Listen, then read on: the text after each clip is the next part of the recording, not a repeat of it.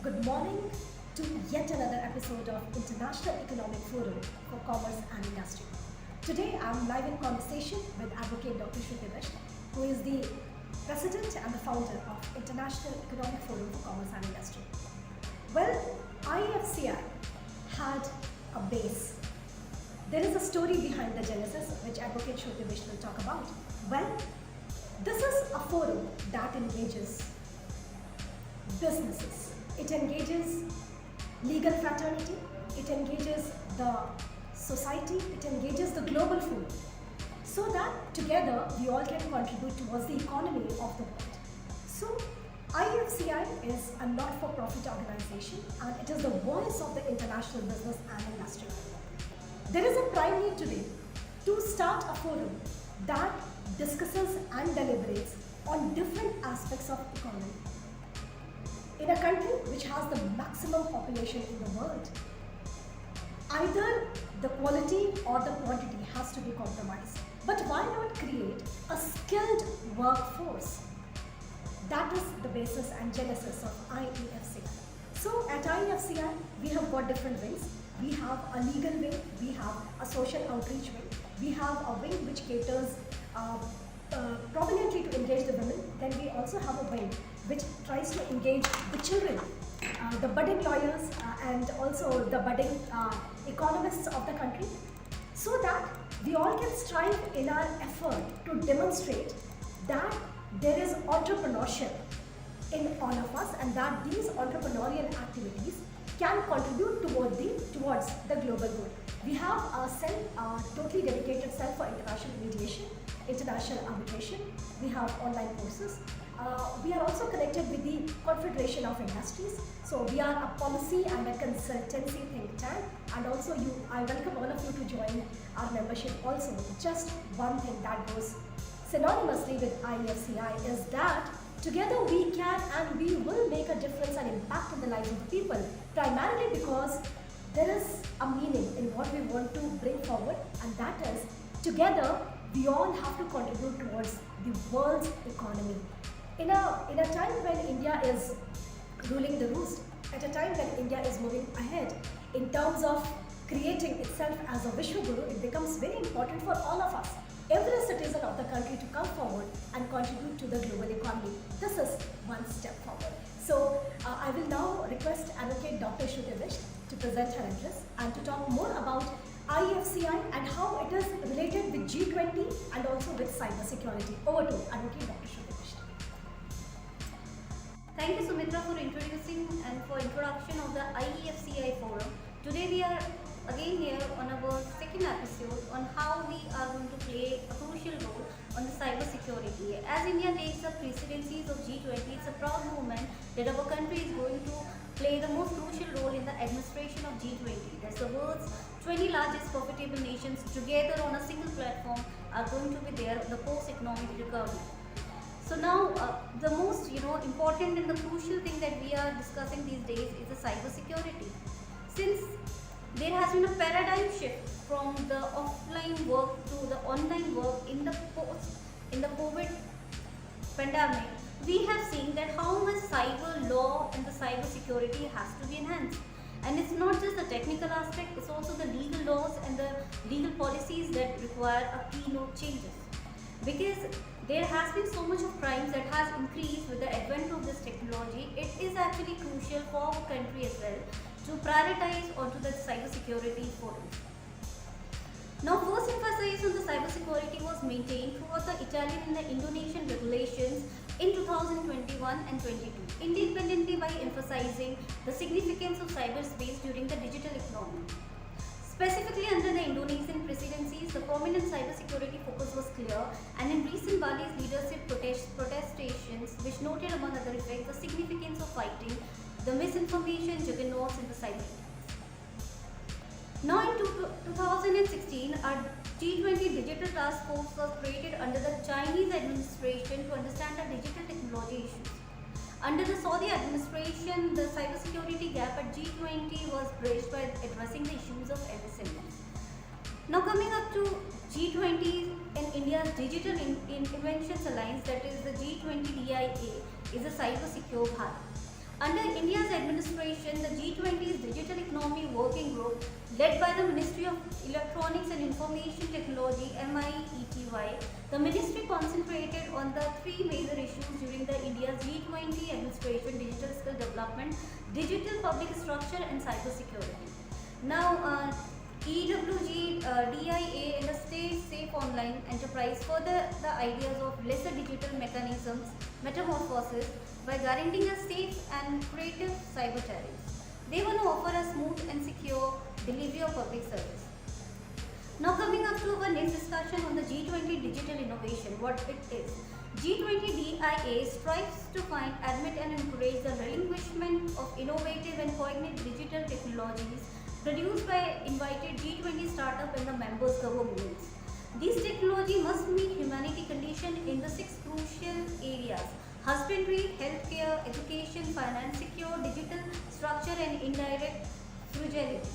The inventions created around the motives will be supported by the digital public good structure, allowing them to be exposed encyclopedically, dosing the digital gap and icing sustainable and indifferent growth. The G20 Digital Innovation DIA conference will be held on the parameters of digital economic growth meeting in Bangalore. It has been held actually. Top nominated entrepreneurs from each order will present their ideas to worldwide communities of inventors, instructors and other stakeholders at this event. Now we have another crusade is the India Stay Safe Online. The Stay Safe Online crusade attempts to raise mindfulness about the significance of remaining safe in the online world and our addressing reliance on it. With the fast expansion of the technical terrain and the growing number of internet druggies in India, new difficulties are arising. The Stay Safe Online crusade and to educate individuals about the cyber pitfalls and how to avoid them. The time-bound crusade will target the children, women, scholars and the aged citizens as well as the individuals with disabilities, perpetrators and the government officers in particular. It will be done in Hindi, English and indigenous languages to reach larger fellowships. It distributes the mindfulness information in infographics, short pictures, cartoons, stories and so on through the extensively employed social media platforms and other channels. The primary stakeholders will be government agencies, civil societies and the NGOs. The Secretary is the Ministry of Electronic and Information Technology inaugurated the G20 Cybersecurity Exercise in Perth. The Indian Computer Emergency Response Team, that is CERTN, conducted the cybersecurity exercise drill in the hybrid mode under the India's G20 presidency. On 1st December 2022, India assumed the G20 presidencies, the grouping which brings together 20 world's largest economy. With the sluggish post-pandemic economic recovery and increased geopolitical tensions, the courtesy of Russia-Ukraine conflict, the G20 priorities have evolved in the last 2 years. However, for India, the themes like digital infrastructure, climate change and sustainability still remains a main priority. Now, as today we are focused on our more enhanced cybersecurity cooperation, it is one of the most crucial and critical infrastructure that we have to build. Not just the infrastructure, but also the rightful laws and the policies. One such critical area that remains highly volatile and needs sustained focus at the level of G20 is, as I said, cybersecurity. We require a good cyber space, good cyber infrastructure. Lately, we have seen how, the AIMS was disrupted by a cyber attack. So such kind of attacks on the Microsofts or on the institutes like AIMS, the government building, it completely, discourages a smooth functioning of our country. We previously also conducted various summits, there were G20 and Antalya summits. The world leaders recognized that yes, cybersecurity should be one of the key areas and a priority for our country. Following which, India's cybersecurity agenda G20 was also shaped up, and in this COVID-19, we came up with more revolutions, more questions in the government, more questions on digital India, that what laws, what policies and what forums we actually need and changes that is going to meet the transitions in our society. Now coming up to the cybersecurity for the government. By holding the data of over 1 billion people across the various platforms, the government of ICT infrastructure remains a lucrative target of cyber criminals, including people at national and state levels. The government officers are scattered across the country, bringing about a common minimum cybersecurity postures, and hygiene pose a huge challenge. So here, apart from infrastructure, there are various capacity building programs like CISO Connect, the Chief Information Security Officers, as we say, the Cyber Surakshit Bharat, and various others. Apart from the CSK, the Information Security Education and Awareness Initiatives is executing the cyber security related education, workshops, multimedia content, educating the public in cyber security hygiene. The Ministry of Home Affairs is also having IC4, that is organizing various conferences to promote the cyber security and make people aware about the cyber crimes that are happening. Now, specifically, if we look into this, our country has to focus more on the CERTs. We have to focus on increasing the cyber law awareness. We have to increase the better infrastructure. We have to create some better laws that is going to prevent the outward attack. As we came up with censorships on the OTT regulation, that's a big question with the Parliament and the Supreme Court. We require more such censorship, because even through the OTT platforms, various kind of attacks can be made, various kind of violent and wrongful content can be given. Apart from it, we do require good infrastructure, good cyber security courses like CISOs we have, the data protection officers we have, but we don't see that the DPOs exclusive training programs in our country. As the bill says, the DPO should have a legal and a technical qualification combined. So IEFCI, that has a complete forum on policy consultancies to the online courses that we provide, right from the postgraduate diploma courses on cyber laws to various universities, to our upcoming CISO certification courses that will be for the data protection officers. We in our country we are trying our best to reform our cyber security forums.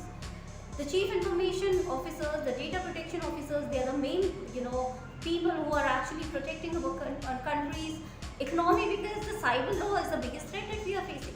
If the entire data of a company that is earning billions and billions is phishing attack happens, cyber attack happens, hacking happens, what we will do? Our country, our economy is going to collapse. So the role of CISOs in our country is as crucial as the role of journals in the Army, Air Force, and in our Navy. They protect our country from the outside attack. The defense forces save our country from the outward threats, and the CISOs, the DPOs, they are going to save our economy from the inward threats that are arising from the cyber attacks.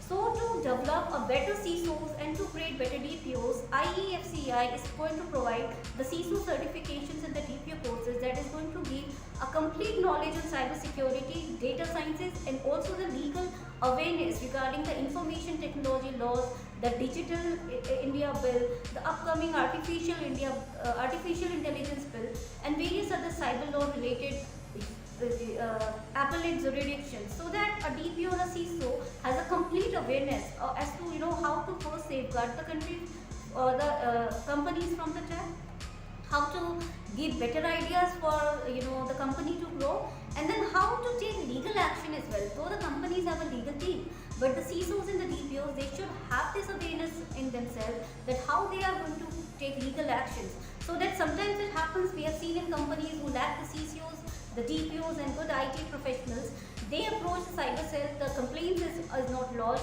10-15 days afterwards, they see the evidences are vanished. They do not realize that the private forensics can be approached. Who are good private forensics? Every person doesn't rush up to the lawyers and the legal people. Sometimes they think they can handle it on their own. And this is where it gets damaged. The evidences are destroyed, the company is destroyed, and this keeps going on. We can see an apprehension of economy. So the CISOs should equally be aware on the legal aspect, not to go and fight the cases in the court. Certainly the lawyers are there, but at least to be aware as to what actions they have to take. If the cyber cell doesn't take an action, then how to approach a private forensic, or how to approach a court, or what kind of laws and procedures are applicable in such a case where hackings and the phishing attacks are happening. So complete knowledge of such professionals is very much must in our country.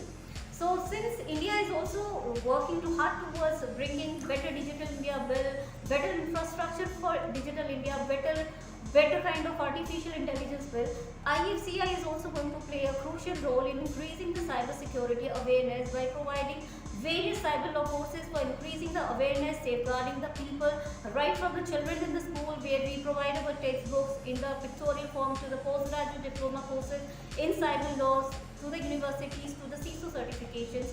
IFCI is also dedicated to provide a cyber Swachh Bharat, a cyber safe Bharat, as envisaged by our Honorable Prime Minister Shri Narendra Modi ji. Thank you.